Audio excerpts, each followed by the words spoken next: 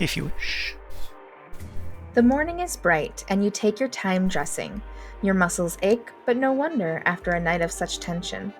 Downstairs, the coaching inn's common room is deserted. You seem to be the only guest. The rest of the inn's custom must be local. The proprietress is nowhere to be found, but a young woman works in the kitchen. She starts when you look in. I think that's a girl. Yeah? Okay. Yeah. Mom said that some porridge side for you if you want it. She sops some into a pair of bowls, which Dev gratefully claims. That other fellow with you, he had already eaten and gone. She's referring to the coachman, of course. With everything else going on, you'd quite forgotten about him. It's for the best he left in a hurry. You've dragged him into enough danger already. The porridge is passable, if less than freshly cooked. It's fine. You're not eating for pleasure this morning. There is work to be done, and the sooner you can begin, the better. But the young woman keeps looking back at you. She doesn't work up the courage to share whatever is on her mind until you gently ask her why she keeps looking your way. You were visited last night, weren't you? By that woman who works for Lady Reeves? Oh. Can't help but a bit of gossip, eh? Clearly. I'm not sure why she's asking, but yes, my confusion last night will make a good cover. She doesn't need to know who I was with or what I was doing. I mean... So, I kind of feel like if we tell her yes, she might give us some information. Yeah, I'm partial to asking... or to answering her question with like good faith. She seems simple enough that I wouldn't have to. I don't think I would worry too much. Like she might be like a gossip, like, and that's got its dangers. But confirming something rather than withholding it, yeah. In this game, our character is lawful good, so we should tell the truth. Yeah, I mean, for the most part, I'm kind of. Whether I'm intending to play him in that particular alignment or not, that's certainly the way that it's coming off, I think. And so... yeah. So number one? Yeah, I think number one sounds good. I think we're all agreed. You nod, wondering what she's about. I was, yes, though only briefly. She tries to hide it behind her back, but two of her fingers flick down into horns, a ward against the evil eye. You do well to keep away from her, she mutters. Why are you so concerned about my dealings with her? I just think you ought to take care, sir. I don't know why she would visit you. She doesn't normally trouble herself with travelers, but... She looks around and then lowers her voice. Her ladyship is good to us, but that woman protects her no matter what the cost. It never bodes well when she comes calling. The girl seems well informed. This might be a chance to get more information. So our choices are, what do you know about that woman then? Can you tell me more about Lady Reeves? Or have you seen my uncle? He came through here 3 years ago? Was it that long? I mean, it was that long. It makes sense, yeah. It's certainly out of the way. Okay. If I would have known that more clearly, I knew it was a while, but I didn't know it was that long. I might have said, pretty sure this guy's dead. Well, so the amulet didn't bust 3 years ago. He came to Wyford 3 years ago. The amulet burst... I can't remember, but it wasn't that long. Like, our travels to get here, I want to say were less than a year. Yeah, I would say it's probably a couple months at most. Right, a couple months. Yeah.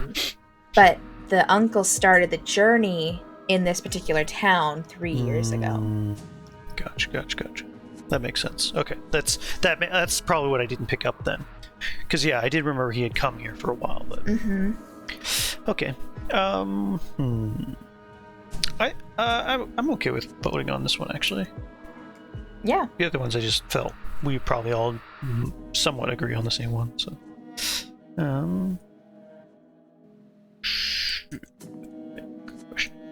1, 2, or 3. I actually don't know what I would pick. I'm trying to. Actually, what would Alex I feel like 3 would be not relevant. She's going to be like, wait a minute, we were just talking about this person and now you're asking questions like stranger danger, and she might freak out. Because it seems to her that we're just a traveler, right? Yeah. And it's not necessarily in our character either. Yes, we're trying to honor and find our uncle, but we're not really all that concerned about that information yet. We're kind of looking for something in the background here. Something that's immediate. I think I'm going to choose this one. Oh.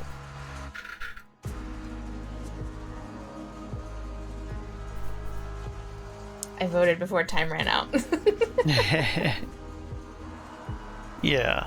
I would suspect that she knows more about this lady than Lady Reeves. Like, the second one, Lady Reeves is probably more gossip, where she's like, well, I heard about this, but she might have actual dealings if she's that hostile. Right. For what we know, so... Let's go with She seems to have come calling before.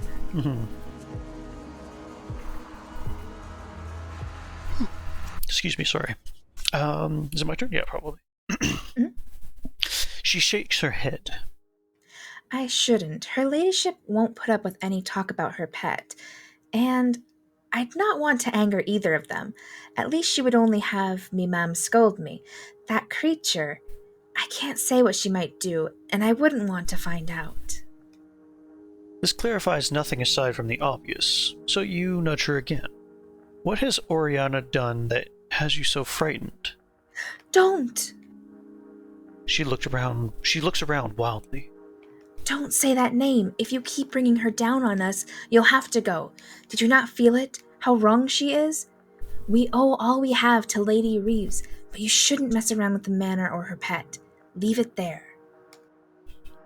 Really? What's wrong with the manor? Darnacroy House was only referred to obliquely in your research, but if Kent was investigating the Reeves family, he may well have started with their home. I don't know a soul that can climb that hill without taking a fright, aside from those that live there.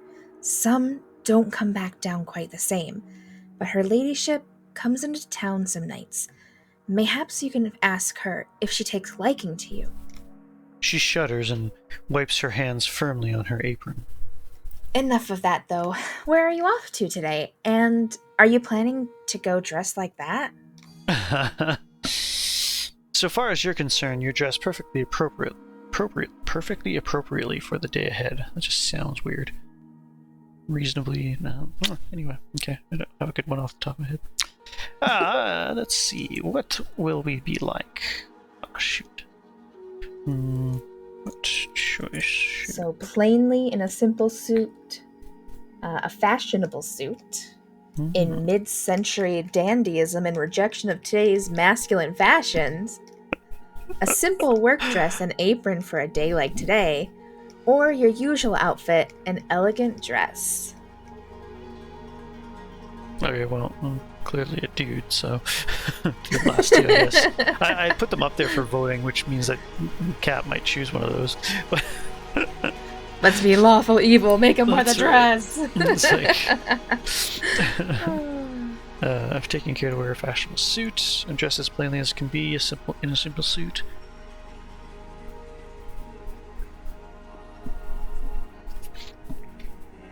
Oh, somebody voted work dress and apron. Shocker.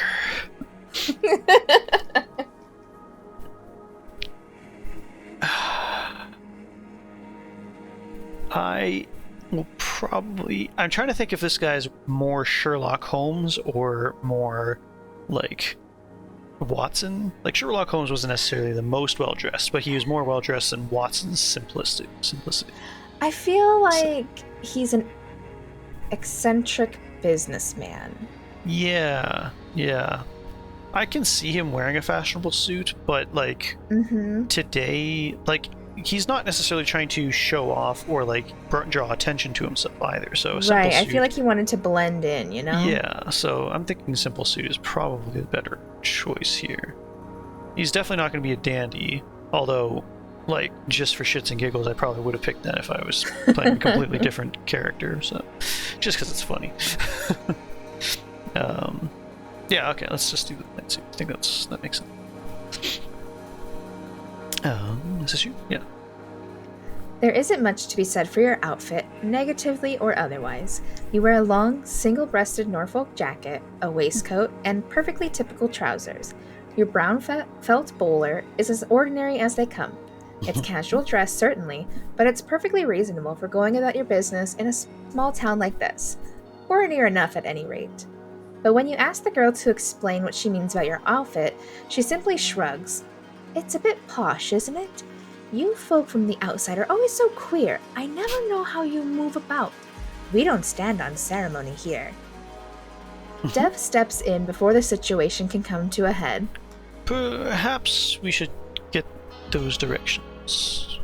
He has a point. There are more important things to do with your day than argue with a kitchen maid. You take a deep breath and let the issue of clothing go. Right then. You tell her your plan to visit the churchyard to learn more of Wyford's history, and she frowns. I can't see how that might be worth visiting such a place, but if you're determined, you'll want to head to the western edge of town along Front Street.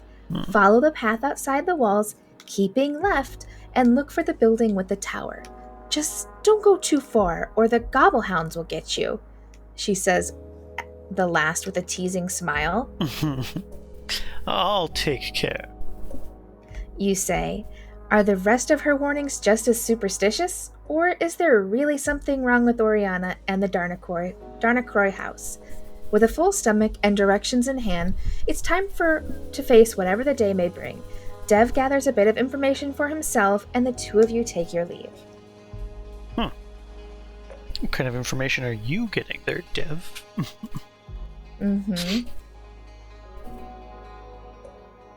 If they had numbers. No, just kidding. Had you known how far you'd have to travel to find Wyford's churchyard, you would have found a faster mode of transport. You wend your way through the town until you reach its crumbling walls. The road continues beyond those walls, taking you through a wood dappled with the gold of late summer light. Oh, through a wood dappled with gold of late summer light. That was really confusing. I was thinking like a wood building. I'm like, what's a dappled? That's wood. Right. Confused. It is a pleasant journey, but a long one. Dev keeps his own counsel, content to follow along beside you. The path forks, then narrows. Undergrowth presses closer the deeper into the woods you travel. You're certain of the directions you receive, but it seems unlikely that parties of mourners would travel so far and leave so little trace. Perhaps the girl misunderstood you? And then you see it. A ragged stone facade just past the stand of trees. As mentioned, it has a tower, but little else denotes the building's sanctity. The tower is boarded, with no bell in evidence. Crumbling spires are the only sign that crosses may once have looked down on the parishioners. The panes of the arched windows are missing, and you can see nothing but darkness within. The stench reaches you next, but for that you are prepared with oil of camphor. Clearly the modern advances in burial traditions have not yet reached this particular provincial town. The stone walls that surround the churchyard are well maintained and frustratingly high. An iron gate bars your way, a heavy utilitarian thing. Its twisted finials look sharp enough that climbing would be ill-advised, and you can't see past the stairs beyond. The place looks abandoned, in a word, but you give the church doors a try before moving on anything more adventurous. They rattle, but don't open. I'm sure someone will let me in if I knock. I think I can hoist myself in through the window. It seems no one's home. I'll go around the gate. I mean, they're all sort of reasonable choices to me, I guess. Well, not totally reasonable. But hoist myself in through a window. Someone will let me in if I knock. I think it's also interesting that the stench of dead bodies was noted as if the town isn't quite up to date and current with the times. Like maybe it's behind in a way. Backward, yeah. Yeah. Like, do they know they're behind?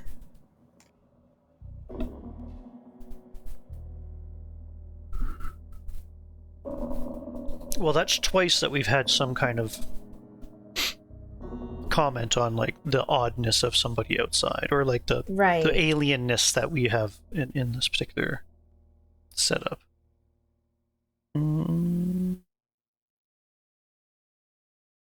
Yeah, that's pretty much what I would have chosen too. No sense breaking and entering if we can find somebody to say Heidi how, neighbor Runny.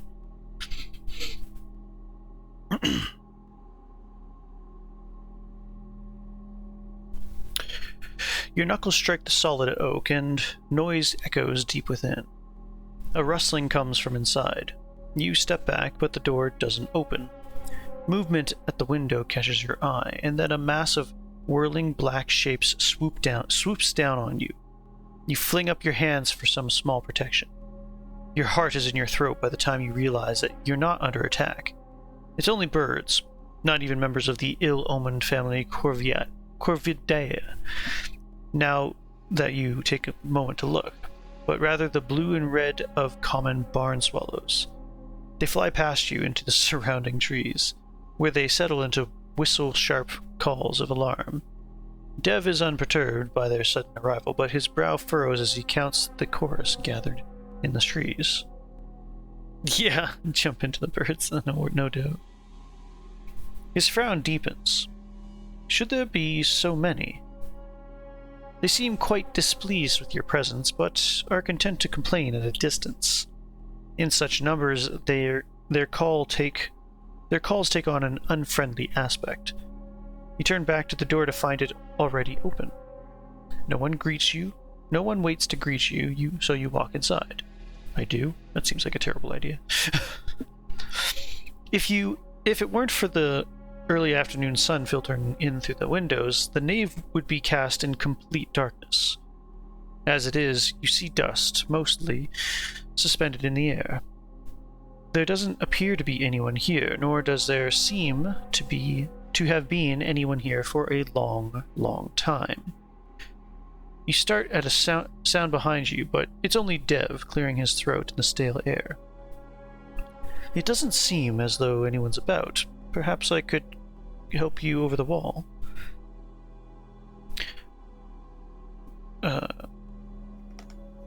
It doesn't say whose voice this is. Yeah, I'm trying to figure out. Well, I'm trying to think of a sepulchral voice intones. That sounds sort of mysterious, maybe. Yeah, I would not recommend that, strangers. A sepulchral voice intones. If you wish to view the graves, I shall assist. Come, says the voice, luring you into the dark. Why not? Or, no force on earth could get me to walk blindly into that oppressive darkness. The owner of that voice is more than welcome to join me in the light. What would our guy do? Ooh, this is a tough one. Yeah,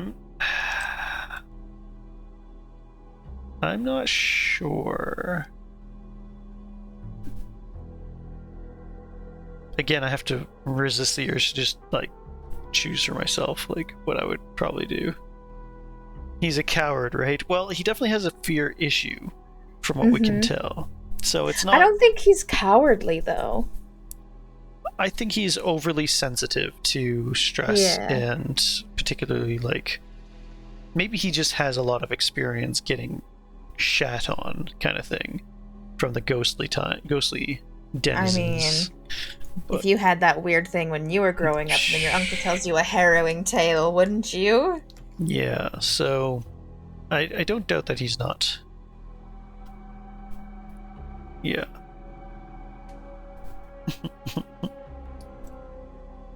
Alright. Guess you guys win. Owner can come. I'd be like, sure, why not?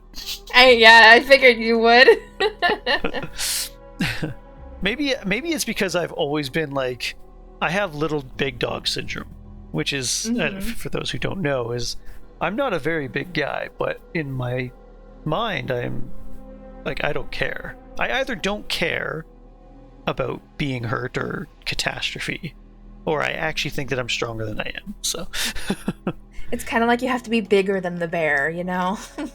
Well, exactly, yeah. Like, it's like, if I were face-to-face with the black bear, I would be very easily, like, yelling and going after him, and, like, even though he could, like, probably maul me to death, like, I still probably wouldn't care. Even if it, well, okay, I'm not stupid. If you're getting mauled to death, I don't care. It's fine. Well, it's like okay, well, you can do that with a black bear. You can't really do that with a grizzly. You'd be a real moron to do that. Like, I'm not, like, overtly arrogant, but yeah, I definitely probably act faster than necessary. If you want. You gotta start with your voice, Sorry, though. yes. Sorry, I'm obviously very tired because I only got a couple hours of sleep. So, will you not show yourself? You call. There is no response. I cannot see you, friend, but I dearly wish to view the graves. After a lengthy silence, the voice responds. You may attend to yourself. It says. Something clatters to the ground a few steps ahead. A key. If you are truly dealing with the church's caretaker, it is no wonder that the building has fallen into such disrepair. Shoddy manners connote shoddy workmanship, after all. You claim the key from the dusty ground and return to the gate. The lock sticks, as unused as everything else you found here, but you force your way through. Me and Grayce have our heads on right. It's not different. It's just a different perspective. That's all. You're looking through a different lens in the world. All right. So, are we, like, presuming this guy's like an actual, like, ghost or something? That I think he is. I don't know if he's a ghost. I think perhaps it was something in the shadows that knew if it stepped out, you would know what it was. I don't think he's necessarily evil nor good. Yeah, I'm kind of the same general opinion. Okay. The churchyard is tidier than you would have expected from the stench, with carefully laid out stones marking each plot. But the ground is soft beneath your feet, and you fear you know why. By your estimation, you're a good yard above the ground out front. The dead here are buried at least 2 deep. You've seen this before in some of the old condemned burial grounds in the city, and you know the risks. Fetid gases bursting free, the rot beneath the ground collapsing. The graves nearby all look quite old. Their stones are worn smooth, and moss grows over them in patches. Some are only marked with stacked piles of rocks. You see none of the impressive monuments that are fashionable today, aside from a single crypt that looks newer than everything around it. You notice that it's patterned with crosses, the only one in evidence here. only one's in evidence here. Dev holds his notebook, but he pays the graves no mind. He keeps looking over your shoulder at the building behind you. Finally, with an effort that makes him shudder, he turns his attention to his task. I'm going to examine the newer graves, he says, gesturing to the far end of the yard where heavy branches hang over the walls. I'd very much like to be away from this unsettling sensation of being watched. As he hurries away, you find you feel it too. Probably just the caretaker, but the sensation settles uncomfortably at the base of your skull. You explore the graves for a time, but those that are marked have no tale to tell you. If Kent is buried here, you'll never find him this way. You have time to explore other approaches, but how will you begin? Is there anything else you want to do in the churchyard? What would we like to do? 3 choices. I have much to discuss with the spirits here. Ooh, yeah. The old church must hold many secrets. That crypt is strangely out of place. They're all good choices, actually. I'm pretty okay with either.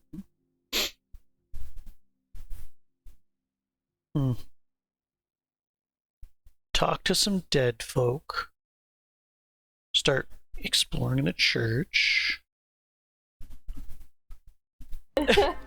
Or go check in the crypt. Ooh, a tie. A tie? Oh dear. What shall we do?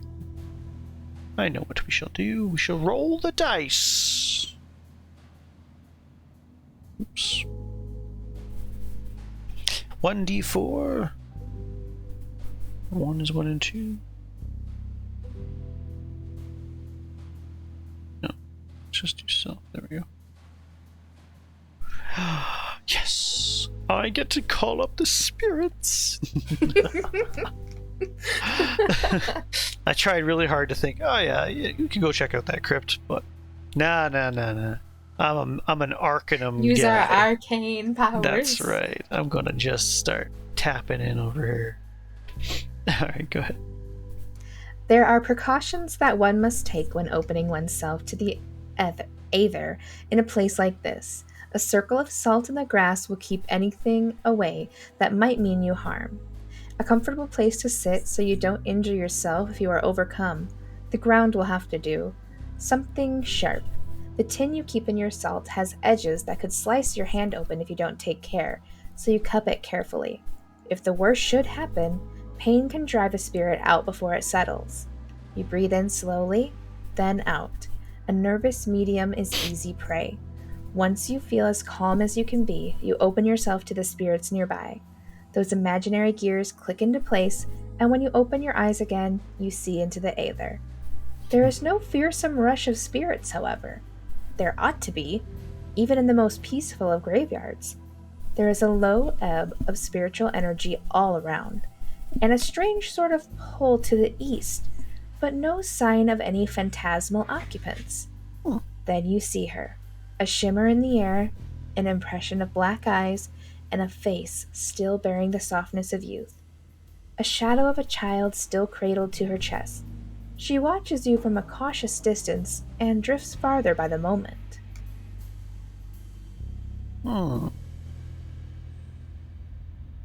She should come to me. There's nothing to fear. Cap, run! It's a trap!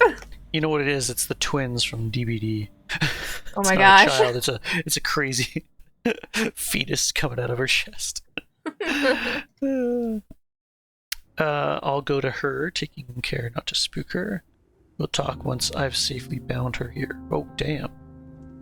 I don't want to do number 3. That seems mean. I don't think we should go to her because we have a circle to be in that if we cross it, we could be attacked. So I think we just let her do what she want to do, but safely within our little circle.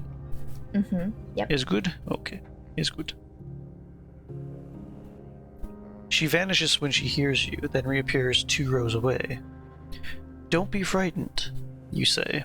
I only wish to speak with you. You should not be here. She says, a hollow whisper in your mind. You're not one of us. No, I'm not. But I'm not here to do you harm. I am only looking for information. Oh, sorry, yeah. She draws closer to you, taking care to stay well back from your salt circle.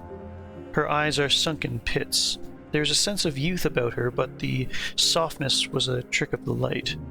She is hollowed out, the ghost of someone starved or killed by fever. You have the look of someone who favors my kind. Who ill favors. Oh, ill favors. She says. Ask your questions, but tread carefully. She must know where the other spirits are. Kent, has she seen him? I'd like to know more about her and what keeps her here.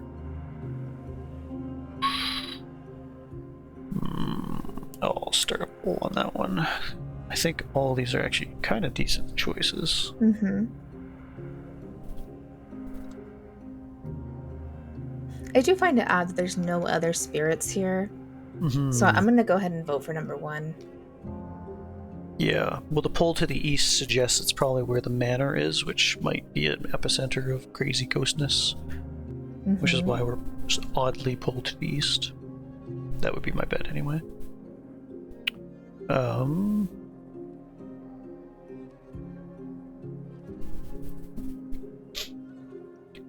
Unless Kent is dead or has visited here before, which I don't see why he would necessarily.